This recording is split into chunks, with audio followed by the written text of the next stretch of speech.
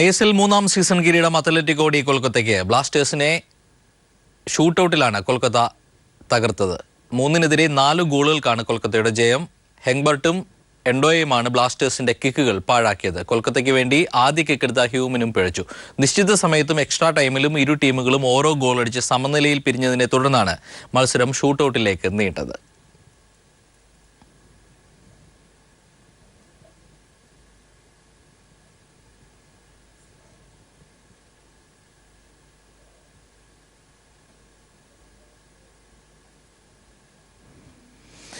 തിയേറ്ററുകളിൽ ദേശീയഗാനം നിർബന്ധമാക്കിയ സുപ്രീം കോടതി വിധി പുനഃപരിശോധിക്കണമെന്ന് CPIM. ദേശീയത അടിച്ചേൽപ്പിക്കേണ്ടതല്ലെന്നും പൗരന്മാർക്ക് മതേതര മൂല്യങ്ങൾ ദൃഢമാകുമ്പോൾ ഉണ്ടാകുന്നതാണെന്നും CPIM അഭിപ്രായപ്പെട്ടു. പാർട്ടി പ്രസിദ്ധീകരണമായ പീപ്പിൾ ഡെമോക്രസിയിലാണ് CPIM നിലപാട് വ്യക്തമാക്കിയത്.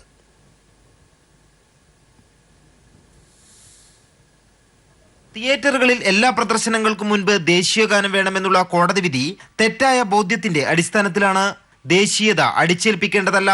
പൗരന്മാരിൽ ജനാധിപത്യ മതേതര മൂല്യങ്ങൾ ദൃഢമാകുമ്പോഴാണ് സ്വമേധയാ ദേശീയബോധം ഉണ്ടാകുന്നത്. വിനോദത്തിനു വേണ്ടിയാണ് തിയേറ്ററുകളിൽ ആളുകൾ പോകുന്നത്. ഒരു B ഗ്രേഡ് ബോളിവുഡ് അല്ലെങ്കിൽ ഹോളിവുഡ് സിനിമയ്ക്ക് മുൻപ് ദേശീയത പരിശോധിക്കുന്നത് പൗരന്മാരുടെ വ്യക്തിപരമായ തീരുമാനത്തെ ദേശീയതയുമായി കൂട്ടിക്കുഴക്കുന്ന നടപടിയാണ്. കോടതി വിധി ചില ആളുകളെ ഭീഷണിപ്പെടുത്താനും ശിക്ഷിക്കാനും ദുരുപയോഗപ്പെടുത്തും. അതിനാൽ തന്നെ സുപ്രീം കോടതി വിധി പുനഃപരിശോധിക്കാൻ തയ്യാറാകണമെന്നാണ് CPIM ആവശ്യപ്പെടുന്നത്. പീപ്പിൾ ഡെമോക്രസിയിലെ തിങ്കിങ് ടുഗദർ എന്ന ചോദ്യോത്തര പക്തിയിലെ പ്രതികരണത്തിലാണ് CPIM ഈ വിഷയത്തിൽ നിലപാട് വ്യക്തമാക്കിയത്. News bureau, Delhi. ദേശീയഗാന വിവാദത്തിൽ കമലിന് പിന്തുണയുമായി മുഖ്യമന്ത്രി പിണറായി വിജയൻ. ദേശീയഗാന വിവാദം വർഗീയവൽക്കരിക്കാൻ ശ്രമം നടക്കുന്നതായി മുഖ്യമന്ത്രി. ഈ അസഹിഷ്ണുത ഇവിടെ നടപ്പില്ല. കമലിന് സംഘപരിവാറിന്റെ സർട്ടിഫിക്കറ്റ് ആവശ്യമില്ലെന്നും പിണറായി വിജയൻ കോഴിക്കോട് പറഞ്ഞു. കമലിന്റെ പേർ കമാലുദ്ദീൻ എന്നാണെന്ന് കേരളത്തിൽ പലരും അറിഞ്ഞതുപോലും സംഘപരിവാർക്കാർ ആ പേര് അങ്ങനെ ഉച്ചരിച്ചപ്പോഴാണ്. പേരങ്ങനെ നീട്ടി പറഞ്ഞതിൽ വരെയുണ്ട് വർഗീയതയുടെ അസഹിഷ്ണുത. ഇത്തരം അസഹിഷ്ണുതകൾ ഇവിടെ പടർത്താമെന്ന് ആരും ധരിക്കേണ്ടതില്ല. കമലിന് സർട്ടിഫിക്കറ്റ് കൊടുക്കാൻ സംഘപരിവാർ ഇറങ്ങേണ്ട ആവശ്യമില്ല. സംഘപരിവാറിനെ ഒന്നും ബോധ്യപ്പെടുത്തേണ്ട കാര്യം കമലിനുമില്ല. രാജ്യത്ത് 500, 1000 രൂപ നോട്ടുകൾ പിൻവലിക്കുമെന്ന് മോദിയുടെ പ്രഖ്യാപനത്തിന് മാസങ്ങൾക്ക് മുമ്പ് SBI മാസികയിൽ വന്നിരുന്നത് തെളിവ് സഹിതം ചൂണ്ടിക്കാണിച്ച് മന്ത്രി തോമസ് ഐസക്കിന്റെ ഫേസ്ബുക്ക് പോസ്റ്റ്. സ്റ്റേറ്റ് ബാങ്ക് ഓഫ് ഇന്ത്യയുടെ അർദ്ധ ഔദ്യോഗിക പ്രസിദ്ധീകരണമായ ഇക്കോറാപ്പിന്റെ 2016 ഏപ്രിൽ 7 ലക്കത്തിലാണ് നോട്ടുകൾ നിരോധിക്കുന്നതിനെക്കുറിച്ച് ലേഖനം പ്രസിദ്ധീകരിച്ചത്. രാജ്യത്തെ പ്രതിസന്ധിയിലെത്തി 500-ന്റെയും 1000-ന്റെയും നോട്ട് പിൻവലിക്കുന്നുവെന്ന പ്രധാനമന്ത്രിയുടെ പ്രഖ്യാപനത്തിന് മുൻപ് തന്നെ നോട്ട് പിൻവലിക്കലിനെ കുറിച്ചുള്ള വിവരങ്ങൾ പുറത്തായി എന്നതിന് പുതിയ തെളിവുകൾ. പ്രധാനമന്ത്രിയുടെ ഔദ്യോഗിക പ്രഖ്യാപനത്തിന് മുൻപ് തന്നെ സ്റ്റേറ്റ് ബാങ്ക് ഓഫ് ഇന്ത്യയുടെ ഔദ്യോഗിക പ്രസിദ്ധീകരണമായ ഇക്കോറാപ്പിൽ നോട്ട് പിൻവലിക്കലിനെ കുറിച്ച് പ്രസിദ്ധീകരിച്ചിരുന്നു. 2016 നവംബർ 8-നാണ് നോട്ട് പിൻവലിച്ചതെങ്കിൽ 2016 ഏപ്രിൽ 7 ലക്കത്തിലാണ് ഇക്കോറാപ്പ് വരാൻ പോകുന്ന നോട്ട് റദ്ദാക്കലിനെ കുറിച്ച് കറൻസി ഇൻക്രീസ് ആൻഡ് ഡിമോണിറ്റൈസേഷൻ എന്ന ലേഖനത്തിലൂടെ വ്യക്തമാക്കിയിരിക്കുന്നത്. നോട്ട് റദ്ദാക്കൽ നടപടി പരമരഹസ്യമായി സൂക്ഷിച്ച് നാടിന്റെ പുരോഗതിക്കായി നടപ്പിലാക്കിയെന്ന് പലരും പ്രധാനമന്ത്രിയെ പുകഴ്ത്തി പറയുമ്പോഴാണ് ഇത്തരമൊരു ലേഖനത്തെക്കുറിച്ച് ചർച്ച ഉയരുന്നത്. നവംബർ 8-ന് മുൻപ് ചിലയിടങ്ങളിൽ BJP നേതാക്കൾ പണം ഡെപ്പോസിറ്റ് ചെയ്തതിന്റെയും ഭൂമി ഇടപാട് നടത്തിയതിന്റെയും വാർത്തകൾ നേരത്തെ തന്നെ പുറത്തു വന്നിരുന്നു. അതിന് പിന്നാലെയാണ് നോട്ട് പിൻവലിക്കൽ തീരുമാനം നേരത്തെ തന്നെ പുറത്തായി എന്ന് ചൂണ്ടിക്കാട്ടുന്ന ലേഖനവും. എന്നാൽ വരാൻ പോകുന്ന നോട്ട് പ്രതിസന്ധിയെക്കുറിച്ചുള്ള വാർത്ത നേരത്തെ തന്നെ പുറത്തായി എന്നതിന് തെളിവാണ് ഇതെന്ന് ധനമന്ത്രി തോമസ് ഐസക് തന്റെ ഫേസ്ബുക്ക് പോസ്റ്റിൽ കുറിച്ചു. എന്തായാലും നോട്ട് പിൻവലിക്കൽ നടപടി നേരത്തെ തന്നെ അറിയേണ്ടവരൊക്കെ അറിഞ്ഞു എന്ന് തന്നെയാണ് ഇതിലൂടെ മനസ്സിലാക്കാൻ. News desk.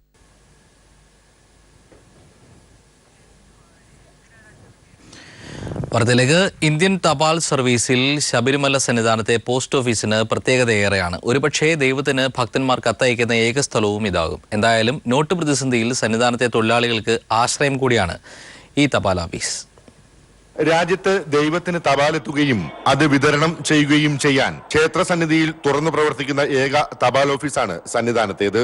രാജ്യത്തുടനീളമുള്ള അയ്യപ്പ ഭക്തന്മാർ അവരുടെ സന്തോഷവും വേദനയും കത്തിലൂടെ അയ്യപ്പനുമായി പങ്കുവയ്ക്കുന്നു.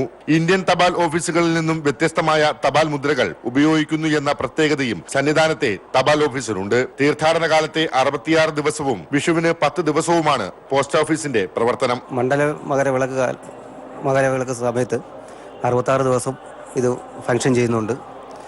പിന്നീട് വിഷു മഹോത്സവത്തോടനുബന്ധിച്ച് 7 ദിവസം വർക്ക് ചെയ്യുന്ന ഏക പോസ്റ്റ് ഓഫീസാണിത്.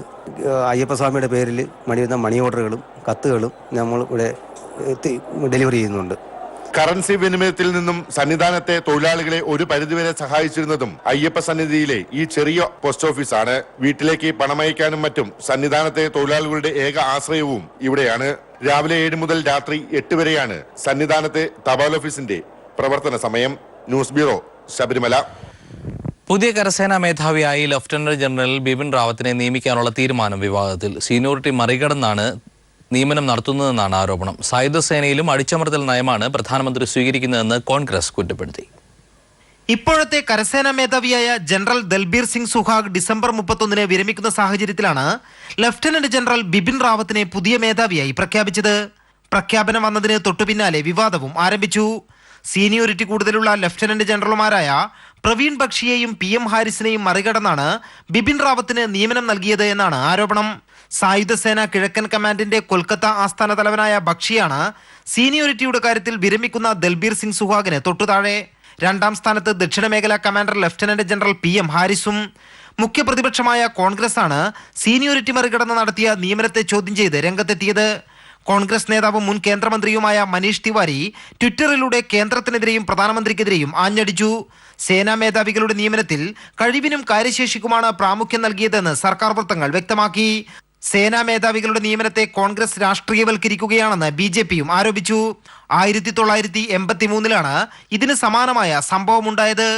അന്ന് സീനിയോറിറ്റി കൂടുതലുള്ള ജനറൽ SK സിൻഹയെ പരിഗണിക്കാതെ ജനറൽ AS വൈദ്യയെ കരസേനാ മേധാവിയായി നിയമിച്ചിരുന്നു. സേനയുടെ ആഭ്യന്തര കാര്യങ്ങളിലും നിയമനങ്ങളിലും പൊതുവെ രാഷ്ട്രീയ കക്ഷികൾ അഭിപ്രായ പ്രകടനം നടത്താറില്ല. എന്നാൽ കീഴ്വഴക്കങ്ങൾ ലംഘിച്ച് നിയമനം കോൺഗ്രസ് ചോദ്യം ചെയ്തതോടെ കേന്ദ്ര സർക്കാരും ഇനി ചില കാര്യങ്ങൾ വിശദീകരിക്കേണ്ടി വരും.